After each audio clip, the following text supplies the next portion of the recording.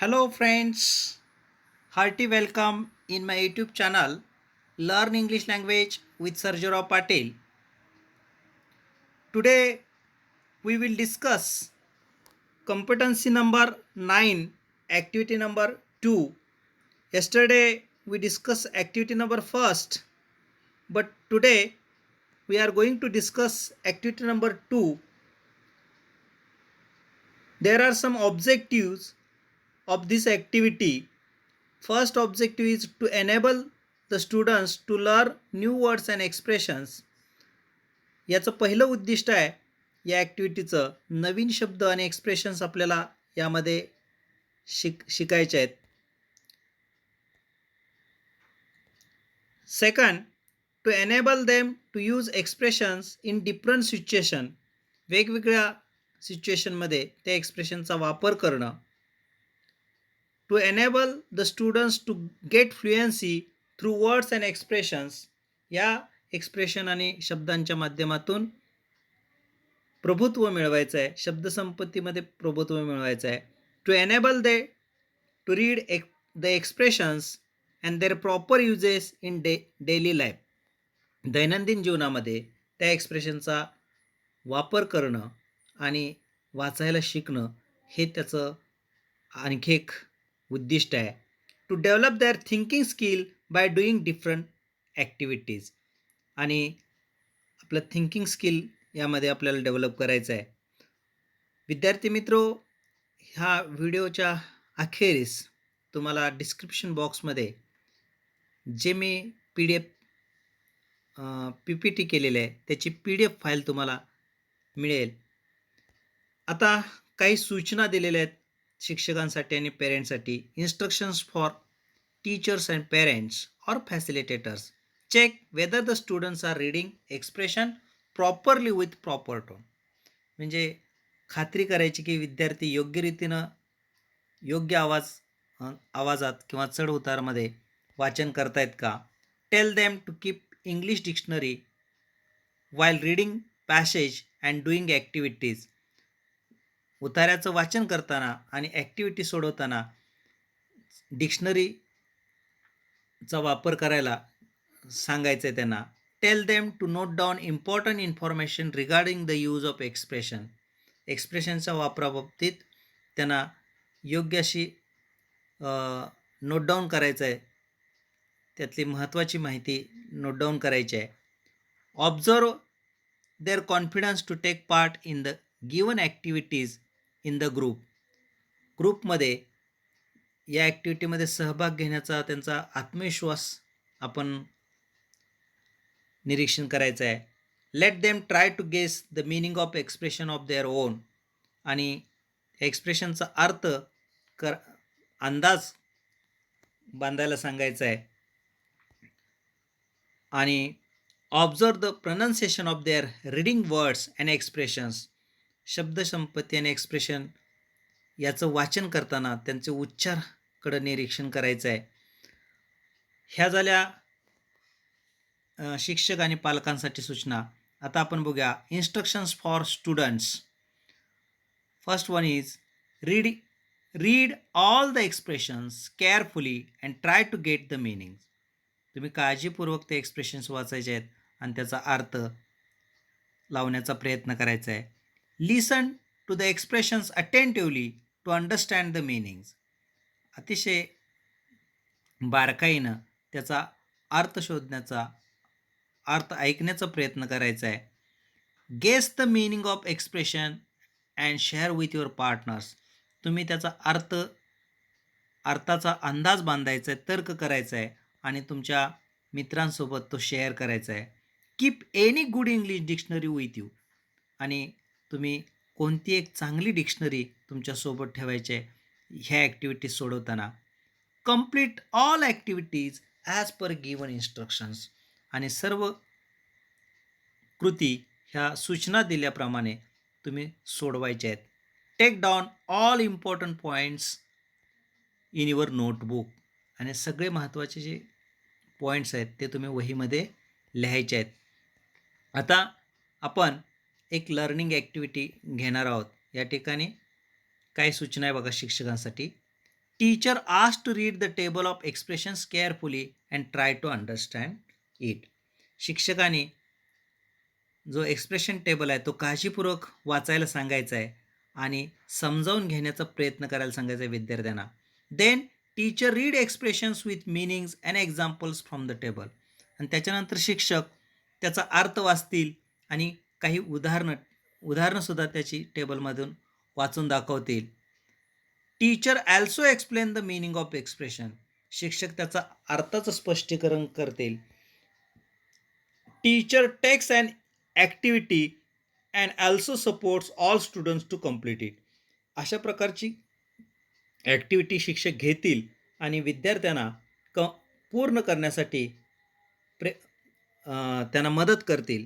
Students follow all instructions and try to complete activity task. विद्यार्थी सर्व सूचनाचा अवलंब करून त्या ॲक्टिव्हिटी सोडवण्याचा प्रयत्न करतील. आता या ठिकाणी एक डेफिनेशन दिलेलं आहे बघा. The act of expressing a particular word or phrase or form of words, the manner or form in which thing is express in words. म्हणजे एखादा विशिष्ट शब्द दिलेला आहे, एखादा शब्द फ्रेज असेल, त्याचा अर्थ कोणता अभिप्रेत आहे या ठिकाणी तो त्या ठिकाणी वर्णन केलेला असतो. आता या ठिकाणी काही उदाहरणं बघणार आहे. Here are some examples to understand. Now look at the table. In this table there are some expressions given there and their meaning and some examples are given also there. या ठिकाणी काही एक्सप्रेशन्स दिलेले आहेत, त्याचा अर्थ दिलेला आहे आणि या टेबलमध्ये त्याचा वापर करून, त्या एक्सप्रेशनचा वापर करून काही उदाहरणं दिलेली आहेत की जेणेकरून तुम्हाला त्याचा अर्थ समजेल. ॲज अ रिझल्ट या एक्सप्रेशनचा अर्थ दिला आहे बघा, कॉन्सिक्वेंटली. आता कॉन्सिक्वेंटली म्हणजे काय हे आपण बघूया आपण.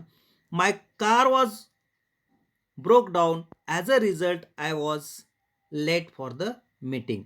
म्हणजे माझी कार बिघडली होती आणि म्हणूनच त्याचा परिणाम मी मीटिंगला उशीर आलो होतो.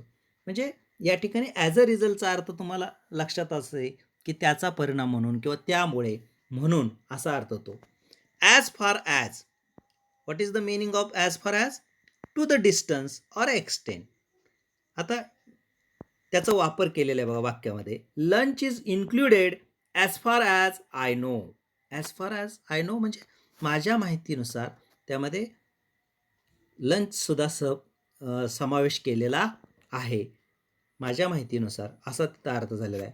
As well as means too or in addition to.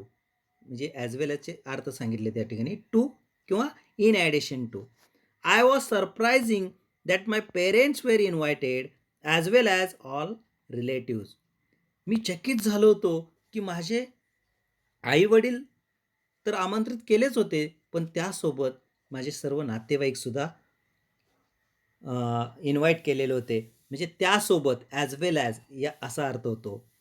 Can't help. आता हे इतकं सिम्पल आहे की सगळ्यांनाच माहिती आहे. कांट हेल्प म्हणजे मदत करू न शकणे. बी unable to stop doing something. I can't help lazy and laughing people every time. प्रत्येक वेळी आळशी आणि हसणाऱ्या लोकांना मी मदत करू शकत नाही. Can't wait. Be very eager or excited about doing something. Can't wait म्हणजे मी वाट पाहू शकत नाही. We can't wait to go to Disneyland next Sunday. म्हणजे पुढच्या रविवारपर्यंत डिझनीलँडला जाण्याची प्रतीक्षा करू शकत नाही, थांबू शकत नाही. Just a minute in a short amount of time. म्हणजे अगदी काही वेळातच. I will be ready to leave in a just a minute. मी निघण्यासाठी काही मिनिटातच तयार होईन, काही क्षणातच तयार होईन किंवा काही वेळातच तयार होईन. Just now a very short time ago. म्हणजे काही थोड्या वेळापूर्वी. I heard this news just now. मी ही बातमी काही वेळापूर्वीच ऐकली, नुकतीच ऐकली, असा त्याचा अर्थ या ठिकाणी अभिप्रेत आहे. तर विद्यार्थी मित्रो, तुम्हाला या एक्सप्रेशनचा वापर कसा केला जातो ह्या ठिकाणी हे उदाहरणाच्या माध्यमातून सांगितले. त्याचा अर्थ कसा आहे हेही सांगितले. अशा उदाहरणांच्या साहाय्यानं त्याचा अर्थ जाणून तुम्हीसुद्धा वेगवेगळ्या ठिकाणी त्याचा वापर करणं अपेक्षित आहे. आता आपण ह्याच्यावर एक ॲक्टिव्हिटी दिलेली आहे. आपण ती ॲक्टिव्हिटी सोडवणार आहे. Activity number 1, use the proper expression from the table and complete the following sentences. आता या ठिकाणी तुम्हाला एक वाक्य दिलं आहे आणि त्या ठिकाणी वरच्या टेबलमधले जे एक्सप्रेशन्स होते त्यापैकी योग्य ते इथं एक्सप्रेशन वापरायचं आहे आणि वाक्य पूर्ण करायचं आहे. पहिलं वाक्य आहे, I am coming there dot dot please wait for me. आता या ठिकाणी काय येईल, I am coming there just a minute please wait for me. आता पुढे असं आहे, my teacher guides me dot dot motivate me to participate in elocution competition. आता या ठिकाणी काय येईल, my teacher guides me as well as motivate me to participate in elocution competition. As well as सेकंडमध्ये वापर आहे. आता तिसरं वाक्य बघूया, I dot dot U due to not supported others in their needy times. आता या ठिकाणी I can't help you due to not supported others in their needy times. तुम्हाला वाचल्यानंतर सहजपणे कोणतं एक्सप्रेशन्स इथं वापरलं जाऊ शकतं हे समजेल. पण या ठिकाणी मी उत्तर सांगितलेले आहेत, तुम्ही सुद्धा या ठिकाणी तर्क लावून भरू शकता. शेवटचं वाक्य तर अतिशय सोपं आहे बघा, he could not study on right way dot dot he failed in that exam. या ठिकाणी काय येणार आहे, साहजिकच as a result he could not study on right way, as a result he failed in that exam. विद्यार्थी मित्रो, ही activity तुम्ही वहीमध्ये सोडवायची आहे. आपण जी एक वही केलेली आहे सेपरेट, त्या वहीमध्ये ही ॲक्टिव्हिटी सोडवायची आहे. आता आपण पुढे जाणार आहोत आणि प्रॅक्टिस ॲक्टिव्हिटीसुद्धा आपण बघणार आहे. आता या ठिकाणी ह्याचं प्रॅक्टिस तुम्ही घरी करायचं आहे. ह्याच्या अगोदर एक डेमो ॲक्टिव्हिटी होती, सॉल्व ॲक्टिव्हिटी, ती तुम्ही वाचू शकता. मी नंतर ते PDF सेंड केल्यानंतर तुम्हाला बघायला मिळेल. या ठिकाणी प्रॅक्टिस ॲक्टिव्हिटीमध्ये काय सांगितलं बघा, teacher takes all expressions from the table and tell students to make the proper sentences with the help of expression as a result. आता ॲज अ रिझल्टचा वापर करून वाक्य तयार करायचे आहेत. ॲज वेल या एक्सप्रेशनचा वापर करून वाक्य करायचे आहेत. Can't wait, just a minute, या सर्व एक्सप्रेशनचा वापर करून काही उदाहरणं तुम्ही सोडवायची आहेत आणि ती सुद्धा वहीमध्ये लिहून काढायची आहेत, की जेणेकरून तुम्हाला तुमच्या व्यावहारिक जीवनामध्ये त्याचा वापर करता येईल. आता या ठिकाणी एक एक्सटेन्शन ॲक्टिव्हिटी दिलेली आहे, त्यालाच पॅरलल ॲक्टिव्हिटी आणि दुसरं असं म्हटलं जातं रिइन्फोर्समेंट. आता या ठिकाणी काही सूचना दिले बघा, teacher instruct students to read the following passage and complete it using with proper expressions. Once upon a time there were two friends in well known company, both were workers. आता हे दोघंही कामगार होते. आता मी या ठिकाणी मराठीत सांगत बसणार नाही, मी डायरेक्ट या ठिकाणी एक्सप्रेशन वरच्या टेबलमधल्या एक्सप्रेशनचा वापर करतोय. Both were workers as well as union leaders. One day their manager called them to discuss on a topic. The peon of that office went to them and gave the message, but one of them was not present there. Second one told him that just a minute,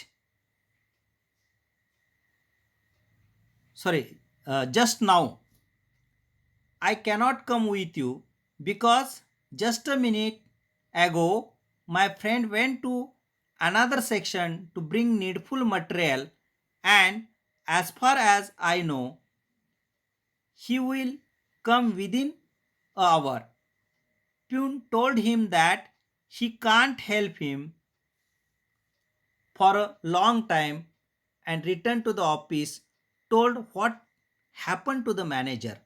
Manager irritated and told that he can't help them now. As a result, he dismissed both friends from the company. विद्यार्थी मित्र, या ठिकाणी मी तुम्हाला याचा वापर करून सांगितलेला आहे. उत्तराचा पार्ट इथं दिलेला नाही, पण तुम्ही ही ॲक्टिव्हिटी वहीमध्ये लिहून काढायची आहे. पॅरलल ॲक्टिव्हिटी आहे. तर अशा प्रकारे आज आपण नवीन शब्द, नवीन एक्सप्रेशन्सचा वापर आणि त्याचा अर्थ आपण समजावून घेतला. काय आपण शिकलो? Today I have learn about the expression and its uses in the sentences. त्याच्याबद्दल आणि त्याच्या वापराबद्दल आपण शिकलो. How to deal with expressions and meanings. त्याचा अर्थ आपण समजावून घेतला. How to use dictionary while reading any topic. कशाप्रकारे आपण वाचताना डिक्शनरीचा वापर करावा हेही आपण आज शिकलो. आणि शेवटी सांगितलेलं आहे how to make a little story or situation by filling with expressions. अशा प्रकारचे एक्सप्रेशन्स भरून छोट्या छोट्या कथा कशा तयार करायचा ह्याही गोष्टी शिकलो. विद्यार्थी मित्रो, माझ्या माहितीनुसार तुम्हाला ह्या एक्सप्रेशनचा अर्थ काय आहे हे समजलं असेल. अशा वेगवेगळ्या एक्सप्रेशनचा अर्थ समजावून घेऊन त्याचा दैनंदिन जीवनात वापर करायला शिकणं महत्त्वाचं आहे आणि तुम्ही शिकाल हे मी आशा बाळगतो. पुन्हा एकदा मी या ठिकाणी सांगतो, तुम्हाला ह्या यूट्यूब लिंकच्या खाली डिस्क्रिप्शन बॉक्समध्ये एक लिंक देईन. त्या लिंकद्वारे तुम्हाला ही PPTची PDF मिळेल. तर त्याद्वारे तुम्ही पुन्हा त्याचं वाचन करू शकताय.